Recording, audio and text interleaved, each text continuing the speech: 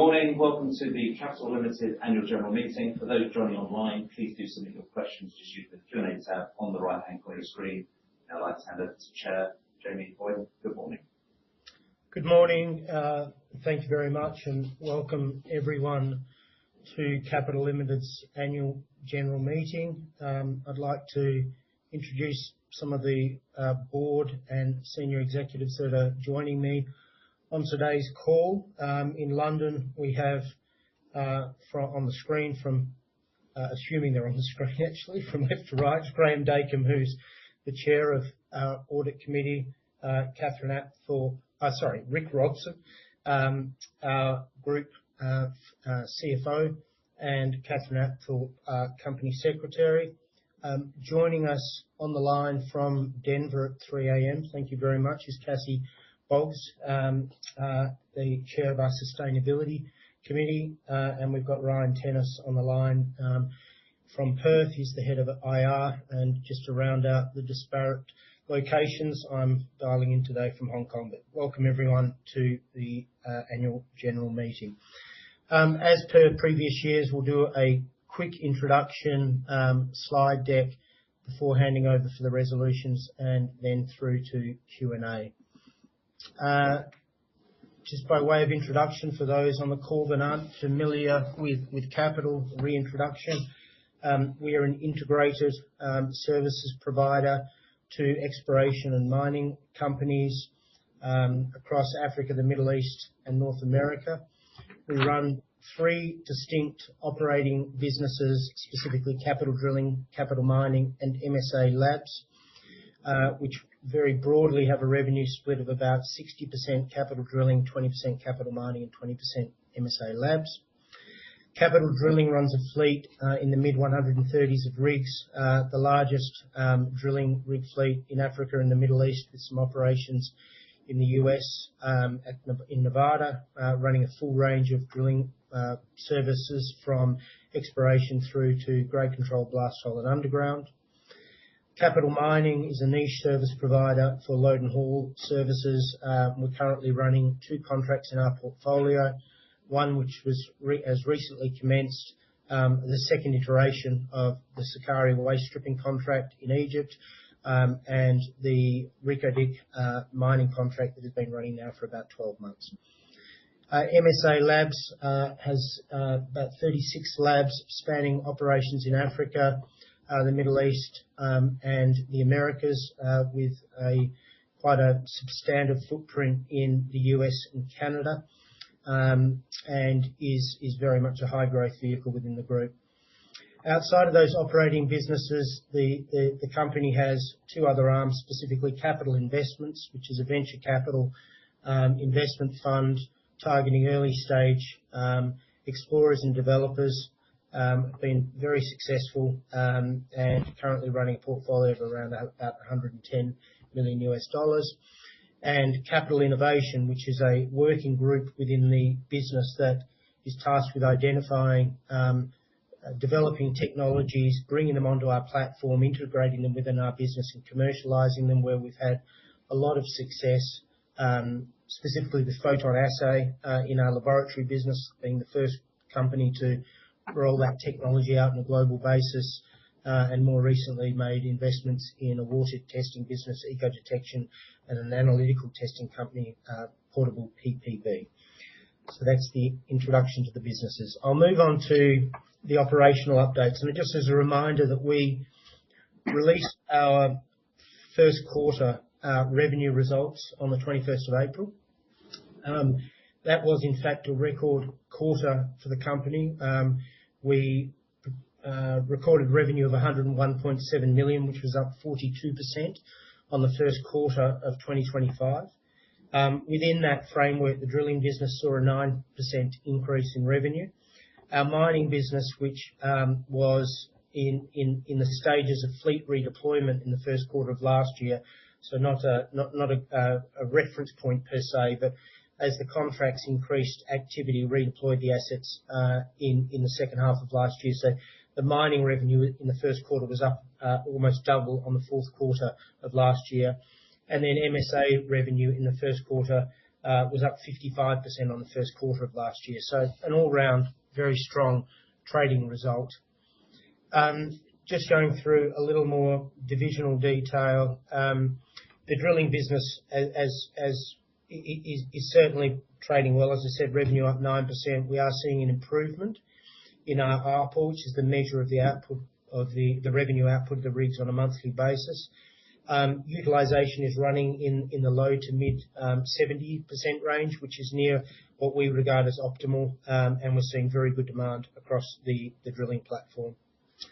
The mining business, as I mentioned earlier, we were recently awarded a new contract, which was our second iteration for the waste stripping contract at the Sakari Gold Mine in Egypt. That contract was announced in the first quarter, has started ahead of schedule, is operating to plan, and with further equipment due to arrive in the coming quarter, and is performing very well.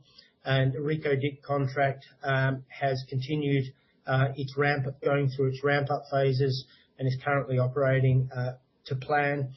Across MSA Labs, we are seeing widespread increase in demand for our laboratory business, as reflected in that first quarter revenue up 55%. We have seen utilisation increase. We have recently announced the commissioning of a new lab in Newfoundland in Canada, which is underpinned by a long-term contract with Equinox at the Valentine mine. And we are very close to commissioning two new lab builds, one a client-based lab for montage in the Ivory Coast and another a commercial lab in Northern Ivory Coast. Both are expected to be commissioned in the third quarter. We have included some commentary about the recent turmoil in the Middle East and the impact on our operations, just obviously because it's a pertinent topic at the moment. We have reported that we've had no disruption to any of our on-site activities from the recent geopolitical tensions. We have not had any indications that our customers are experiencing fuel supply issues. And getting a little granular here, but we often get asked about the impact of fuel prices. Almost exclusively, the fuel prices are borne by the customers as opposed to us as the contractor. And in recent weeks, the initial travel and logistics disruptions that we saw with the disruption in the Middle East have normalised to a large extent. So the business trading very well as per the first quarter update that we provided. In terms of guidance and outlook, we've maintained the guidance that we released with the full year results in March, where we have revenue guidance of 410 to 440 million, which puts us back on a growth path of circa 20% revenue growth year on year. Within that, MSA's guidance is 85 to 95 million off a base of 73 million last year. Turning the focus to the macro conditions in which the company is currently operating, we have in recent times announced multiple new long-term high-quality contracts. We obviously raised capital in late 2025 with a lens to the demand pipeline that was increasing quite significantly, which has given us the ability to preempt some asset purchases. A very clear example being the purchasing of equipment for the Sakari mining contract. It's put the business in a very good position to capture this demand that is coming through. Obviously, we're operating in an environment of record commodity prices, and we've used this chart in some previous recent presentations, and I think it's very important we've deliberately shaded two areas of this chart. And it's with a lens on the previous cycle where obviously there was a very strong demand environment and very strong commodity prices, but you can see that the free cash flow that was generated in the sector in the previous bull cycle that ran until sort of 2012 generally was negative free cash flow, very heavy capex cycle, a lot of M&A activity. The period that we have entered in the last 18 months is quite unprecedented in my experience in the industry, and particularly the parabolic move in the gold prices, obviously, which is the largest commodity that we face as a service provider. is generating record free cash flows for our client base. Now, within that, we're yet to see a significant inflection in exploration spend within the industry, which is a disconnect. We are certainly starting to see an increase in M&A activity. We're certainly starting to see an increase in brownfields budgets at the mine sites, and we're just starting to see the increased demand coming from the exploration market. So, we're very much of the view that we're at the front end of the demand cycle as it relates to the service providers, and we do think that we are well positioned for a very strong period of demand for the years ahead. So on that note, I will hand over to Catherine to read the resolutions, please. Thanks, Jamie. Morning, everyone. Turning to the formal business of the meeting, the registrar has confirmed that the shareholders' quorum is present for the meeting to proceed. This meeting has been convened to consider 12 ordinary resolutions and 2 special resolutions. Resolutions 13 and 14 are special resolutions which require 75% or more of the votes cast for the motion to be carried. All other resolutions are ordinary resolutions and will be passed if more than 50% of the votes cast are in favour. The business of the meeting is confined to the consideration of the resolutions contained in the notice of the meeting dated the 16th of April 2026. If there are no objections, I propose taking the notice as read. It's intended that voting on all resolutions at this meeting will be conducted on a poll rather than a show of hands. A poll reflects the number of voting rights exercisable by each shareholder, and so the board considers it to be a more democratic method of voting. A poll also ensures that the votes of shareholders who have appointed proxies are taken into account in the final voting results. I hereby call a poll in respect of all the resolutions. As it will take some time to complete the poll procedure, the final results of the voting, including the proxy votes on the resolutions, will be announced through our regulatory information service and published on our website as soon as reasonably practicable. When you registered your attendance, you will have been given a poll card, which shareholders, proxies and corporate representatives should complete and sign as indicated. Shareholders are presented with 3 options for each resolution. You can vote for the proposed resolution, against the proposed resolution, or you may withhold your vote. A vote withheld is not a vote in law, which means that the vote will not be counted in the calculation of votes for or against the resolution. If no voting indication is given, your proxy will vote or abstain from voting at his or her discretion. Your proxy will vote or abstain from voting as he or she thinks fit in relation to any other matter which is put before the meeting. I should mention that for those shareholders who have already lodged a proxy form, you do not need to complete a poll card unless you want to change your vote. Please complete your poll card by marking with an X the appropriate box next to the relevant resolution, depending on how you wish to cast your vote. Please then sign the poll card and hand it to me at the end of the meeting. Should you require any further assistance, I will be happy to assist you. We will now proceed to vote on all the resolutions which I will formally propose to the meeting. The full text of each resolution is set out in the notice of meeting. Resolution 1. The first resolution, as set out in the notice of the Annual General Meeting, is an ordinary resolution to receive and adopt the financial statements of the company for the year ended 31st of December 2025, together with the reports of the directors and auditors. I now propose that the financial statements of the company, together with the reports of the directors and auditors, be received and adopted. Will you please vote now? I declare the poll closed. Resolution 2. The second resolution is an ordinary resolution to receive and approve the directors' remuneration report for the year ended 31st of December 2025. I now propose that the directors' remuneration report be received and approved. Will you please vote now? I declare the poll closed. Resolutions 3 to 9 are ordinary resolutions to re-elect each director of the company, being Cassie Boggs, Jamie Boyton, Graham Dacomb, Alex Davidson, Anu Deer, Michael Rawlinson and Brian Rudd. I now separately propose each of the resolutions 3 to 9 to re-elect each of the directors just named. Will you please vote on each resolution now?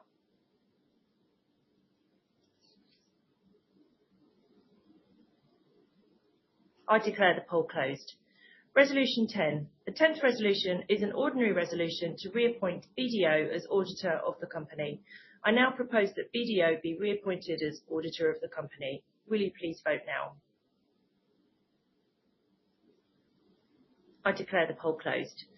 Resolution 11. The 11th resolution is an ordinary resolution to authorise the directors to agree the auditor's remuneration. I now propose that the directors be authorised to agree the auditor's remuneration. Will you please vote now? I declare the poll closed. Resolution 12. The 12th resolution is an ordinary resolution authorising the Board of Directors of the company to allot and issue equity securities up to an aggregate nominal amount which represents approximately 33% of the existing share capital, the full wording of which is set out in the notice of AGM. I now propose this resolution is passed. Will you please vote now? I declare the poll closed. Resolution 13. The 13th resolution is a special resolution authorising the Board of Directors to issue shares for cash without the shares first being offered to existing shareholders in proportion to their existing holdings, provided that such issue does not exceed an aggregate nominal amount which represents approximately 5% of the existing issued share capital of the company. The full wording of this resolution is set out in the notice of AGM. I now propose that this resolution is passed. Will you please vote now? I declare the poll closed. Resolution 14. The 14th resolution is a special resolution to authorise the directors of the company to make market purchases of up to a maximum of 22,570,159 common shares of the company, the full details of which are set out in the notice of AGM. I now propose this resolution be passed. Will you please vote now? I declare the poll closed. We will make an announcement of all final results of the meeting to the markets through our regulatory information service and posted on our website as soon as practicable. Ladies and gentlemen, that concludes the voting. That's it from me. I'll pass you back to Jamie. Thank you. I think it's over to Ryan in terms of Q&A, please. Yeah, correct. Hi, everyone. I have a couple of questions today. So, Jamie, first question is, how scalable is the current operating model of CAPD? I'd look at that through the lens of a couple of things. The infrastructure that's in place at the corporate level is certainly scalable. But I'd probably dive into the operating levels. And where I'd look at is the availability, asset availability and capacity availability with an operating lens. Certainly from a mining fleet perspective, there's not a lot of latent capacity within the business. However, there is latent capacity to a degree in the drilling business. Certainly the ability to pick up maybe another 10 rigs in terms of utilization, but the company is being very selective at the moment about the opportunity set, because we do think the demand is going to be strong and sustainable, and therefore it's about picking the right contracts that are going to have duration over the forthcoming cycles. In terms of our lab business, last year's revenue was in the mid-70s, and that was a lab business running at approximately in the mid-40s in terms of utilization.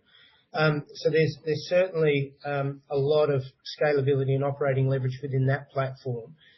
We've added labs in the interim, but obviously, there's the ability on a $70 million revenue base to add another $30 to $40 million worth of revenue just by putting further volumes through that pre-existing infrastructure. So there is scalability within the operating platform, with the exception of our mining business, as I said, which at the moment is close to fully utilised. Thanks, Jamie. And then second question is, how does management view the company's market position compared with competitors today versus a few years ago? I think unequivocally it's improved, and it's a function of the improving demand environment.